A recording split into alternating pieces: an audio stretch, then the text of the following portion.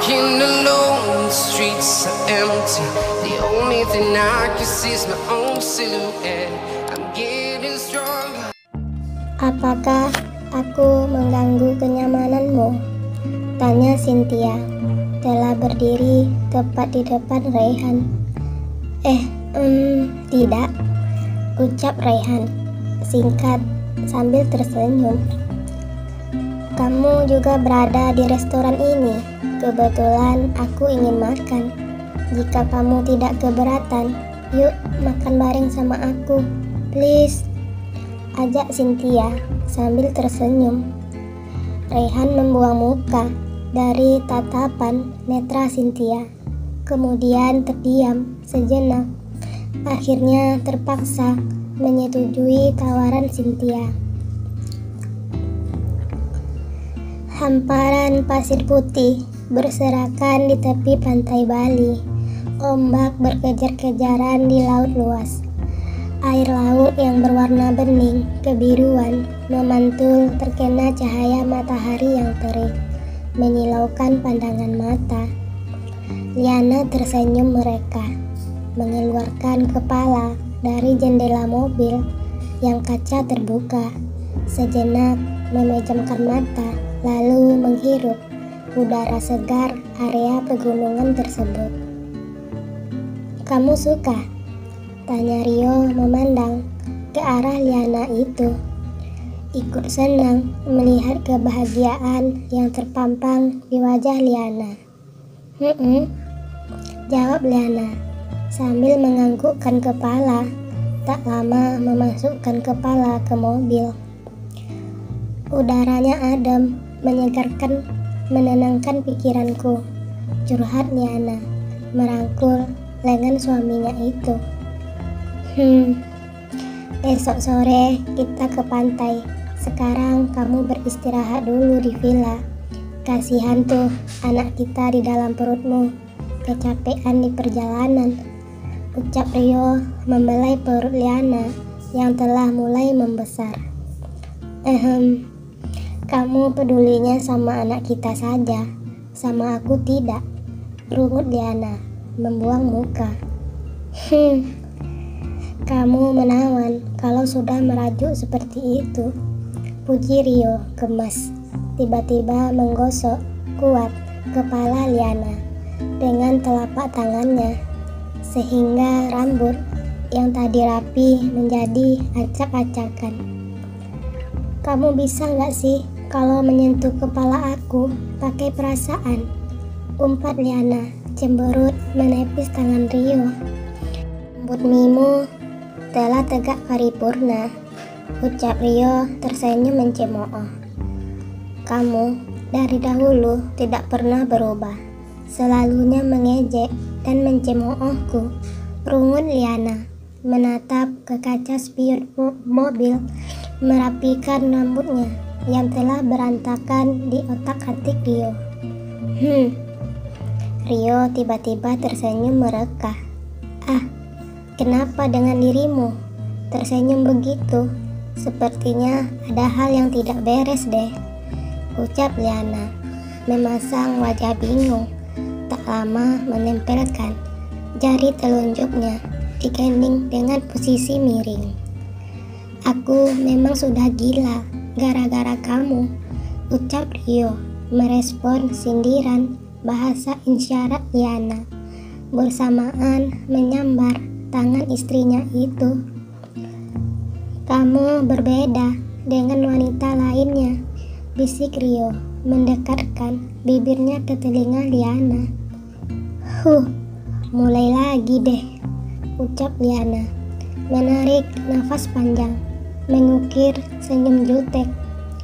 Sayang, apa hal yang paling kau sukai dan tidak kau sukai?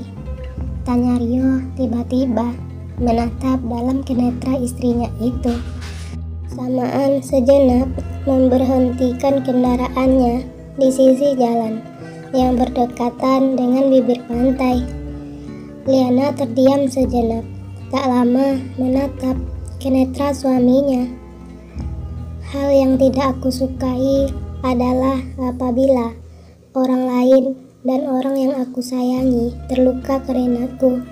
Dan yang paling aku sukai bisa membahagiakan orang-orang yang menyayangiku.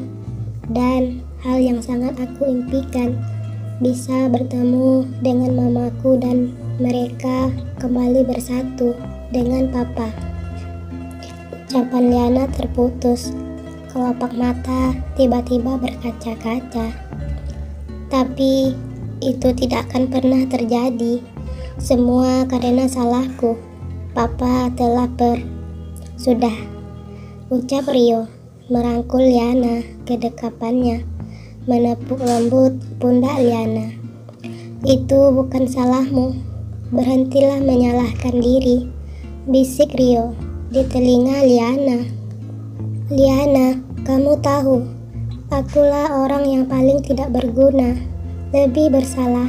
Semua itu terjadi karena kejahatan yang telah dilakukan papaku.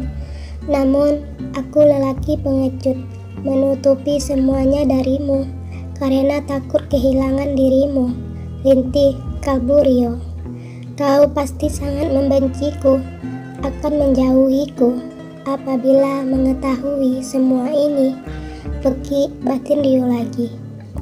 Mamamu pasti cantik seperti dirimu, sambung Rio lagi, berusaha mengalihkan kesedihan Liana. Jari jemari Rio menyeka pipi Liana yang telah basah oleh air mata. Aku tidak mengetahui di mana keberadaannya setelah dia meninggalkan aku dan papaku beberapa tahun yang lalu. Namun, aku selalu berharap agar dia kembali menemuiku, ucap Liana. Wajah telah memerah. Kamu seharusnya bersyukur, meskipun ibumu tidak di sisimu. Mungkin suatu saat ada harapan bisa kembali bertemu denganmu. Namun sebaliknya, ada orang lain yang kehilangan ibunya untuk selamanya dan memiliki seorang ayah egois, hanya mementingkan dirinya sendiri, tidak memikirkan kebahagiaan anaknya, ucap Rio bersamaan melepaskan dekapan, kemudian menatap laut lepas di depannya. Aku yakin pasti papamu sangat perhatian dan menyayangimu, sehingga kau begitu sangat kehilangan atas kepergiannya. Kamu sangat beruntung memiliki papa sepertinya, meskipun sekarang dia telah tiada, ucap Rio lagi. Wajah tiba-tiba memerah. Liana melangkah, refleks memeluk tubuh suaminya itu. Apakah kau tersakiti karena perbuatan papamu? Bisik Liana, menyandarkan kepala ke dada Rio. Sejak meninggal mamaku karena penyakit yang disebabkan oleh kekerasan dan keegoisan papaku, sangat merusak mental dan memperparah penyakit mamaku. Ia begitu syok dan terpuruk. Ia mengakhiri hidupnya dengan bunuh diri di kamarnya sendiri. Aku masih ingat kejadian itu. Itu hal yang sangat membuat aku terpukul.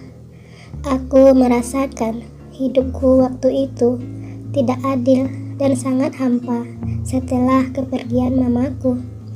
Namun, aku tetap bertahan dan berjuang meskipun hidupku telah dikendalikan papaku. Semenjak dia beristri lagi, kejahatan dan keegoisannya semakin kelewatan dan tidak terkontrol, curhat Rio, wajah sendu. Liana memperkuat dekapannya, mendongakkan wajah, memandang suaminya, lalu membelai lembut dagu suaminya itu. Aku berjanji akan berusaha mencari mamamu dan membawanya ke hadapanmu, ucap Rio, kemudian tersenyum, mengecup kening Liana. Mobil mewah berwarna krim baru saja memasuki area villa mewah. Villa yang dibangun di atas perbukitan Sementara di sisi bawahnya terhampar pantai dan lautan lepas. Di balkon villa tersebut terlihat gumpalan ombak yang memutih menggulung berkejar-kejaran. "Hah, capek," keluh Liana, menghenyakkan tubuhnya tepat di sisi Rio yang sedang duduk di sofa kamar. Rio tersenyum, lalu bangkit, menggendong tubuh Liana ke ranjang. "Beristirahatlah," ucap Rio, menatap Liana dan menyelimuti istrinya. "Aku sebenarnya ingin melihat-lihat di area villa ini, tapi sayang kenapa bawaannya cepat lelah begitu," curhat Liana, kembali bangkit dari rebahan. "Karena kamu bukan sendiri lagi, ada anak kita di perutmu," ucap Rio mengecup kening istrinya itu, mengurai senyum mereka. Refleks, Liana tersenyum mendengarkan ucapan Rio. "Aku mau mandi dulu, tidak nyaman banget tidur kondisi keringatan begini," ucap Liana, bergegas bangkit, berjalan memasuki kamar mandi. "Sayang, kamu mau aku temenin nggak?" ucap Rio pelan, bersamaan memegang gagang pintu kamar mandi. Pakai dikunci segala," rungut batin Rio, menyadari pintu yang tidak bisa dibuka. Liana tersenyum di balik pintu, berhasil menjahili suaminya itu.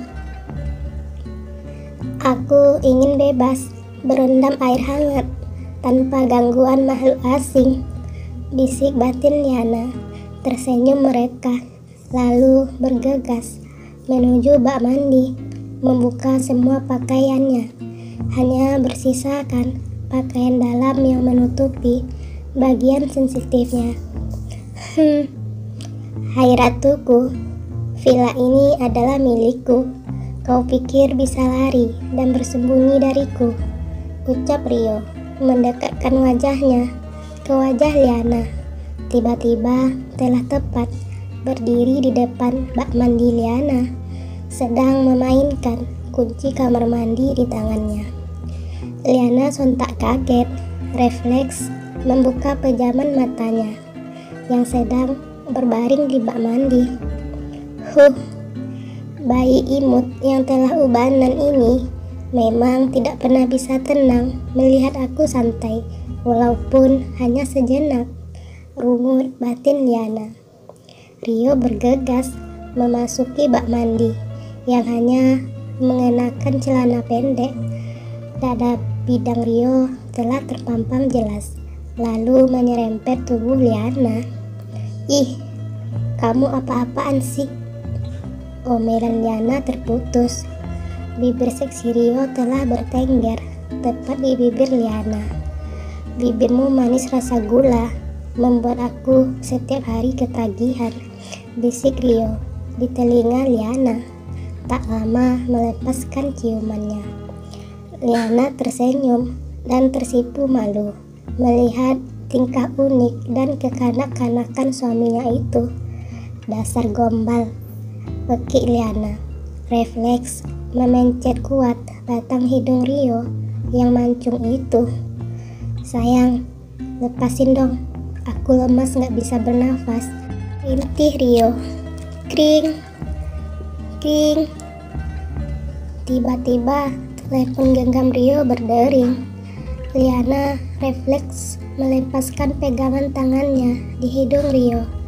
"Sayang, telepon genggammu berdering," ucap Liana yang ingin bangkit dari bak mandi. "Ah, biarin saja," ucap Rio sambil menyambar tubuh Liana yang berdiri kembali mendekap tubuh istrinya yang masih basah itu. Kring, kring. Itu sepertinya penting. Panggilannya telah berulang-ulang kali, ucap Liana menatap Rio. Bising. Telepon tidak bisa diajak kompromi. mengganggu saja, umpat Rio, bangkit menyambar handuk, lalu mengiringkan badannya, melangkah keluar dari kamar mandi. Liana tersenyum mereka, mendengarkan ocehan suaminya itu. Untuk sejenak, kau selamat Liana, bisik batin Liana. Siapakah yang menghubungi Rio? Apakah kabar yang disampaikan si penelepon? Kabar baik ataukah sebaliknya?